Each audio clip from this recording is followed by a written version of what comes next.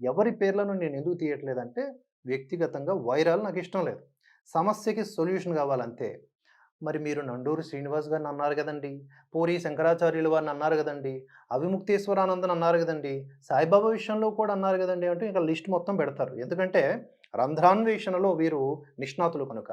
నండూరి వారి విషయంలో ఒక దశలో టోపీ అమ్మ ఇత్యాది అంశాల్లో అడగటం జరిగింది. అది కూడా ద్వేషంతో కాదు, నిండైన గౌరవంతో. ఇక పూరి శంకరాచార్యుల వారు పంచములు, శూద్రుల విషయంలో చేసిన వ్యాఖ్యలు ధర్మానికి గ్లాని కలిగించేవిగా అనిపించి గౌరవభావంతోనే వాటిని తిరస్కరించడం జరిగింది.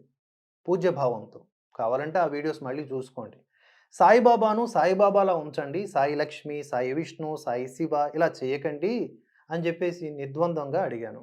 అవిముక్తేశ్వరానంద స్వామి ఎవరైతే ఉన్నారో వివాదాస్పద జగద్గురు, ఆయన్ని గట్టిగా కడిగాము ఇంకా చెప్పాలంటే. కారణం రాహుల్ గాంధీ వంటి హిందూ వ్యతిరేక శక్తులకు ఆయన వత్తాసు పలికారు. సరే, ఎవరిష్టం వారిది. వారికి కాంగ్రెస్ పార్టీ నచ్చింది చేసుకోవచ్చు. కానీ రాహుల్ గాంధీ హిందూ ధర్మాన్ని ఉద్దేశించి ఒక్క మాట కూడా చెడుగా అనలేదంట. మరి అలాంటప్పుడు మాకు బాధగా అనిపించదా? మరి మీరు ఏ పార్టీ స్వామీజీ? మీకు కాషాయం వేసుకున్నారు, దాని అర్థం ఏమిటి అని మేము అడిగాం. అలాగే పాకిస్తాన్‌కి సింధు జలాలు భారత్ ఆపడాన్ని కూడా ఆయన ఆక్షేపించారు, ఖండించారు. తప్పు అని చెప్పి మనకి నీతి బోధలు చెప్తున్నారు. మరి అటువంటి అవిముక్తేశ్వరానంద స్వామిని మనం ఖండించకుండా ఎలా ఉంటాం? వాటిని హిందువు అన్నవాడు ఎవడూ కూడా తీసుకోలేడు. కనుక ఏదో వాదించాలని నాతో వాదించకండి.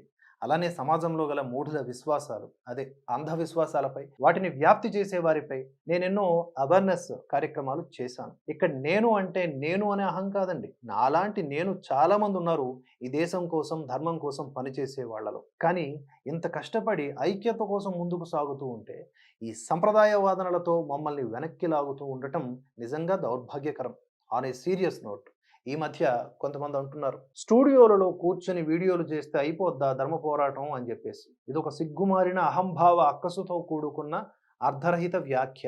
ఇక్కడ గంజాయి మొక్కలు, దుష్టశక్తులు ఇదే ప్లాట్‌ఫామ్‌లో జాంబీలు కూడా నిరంతరం సనాతన ధర్మాన్ని, భారతదేశంని ఎరాడికేట్ చేయాలని చెప్పేసి ప్రయత్నం చేస్తూ ఉన్నాయి. జాతీయవాదాన్ని. అవునా కాదా?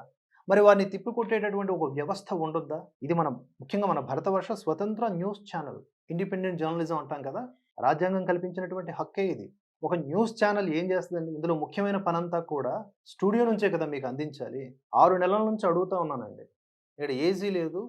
ఎవరన్నా పెట్టిస్తారేమో వేడితో కుతకుతలాడిపోతా ఉన్నాము. ఎక్కువ వీడియోలు చేయలేకపోతున్నామని. అది పట్టించుకోరు. ఆ విషయాన్ని గ్రహించుకోరు. ఇండైరెక్ట్‌గా చెప్తాం. అన్నీ డైరెక్ట్‌గా అడగలేం గదా! స్టూడియో నుంచి చేస్తే అంట ధర్మరక్షణ కాదంట. సరే, ధర్మరక్షణ చేసేంత వారం కూడా కాదులెండి. అట్‌లీస్ట్ ధర్మాన్ని ఆచరించడానికి ప్రయత్నించేటటువంటి ఆ లాస్ట్ నుంచి ఫస్ట్‌లో నేనున్నాననుకోండి. నష్టమేమీ లేదు.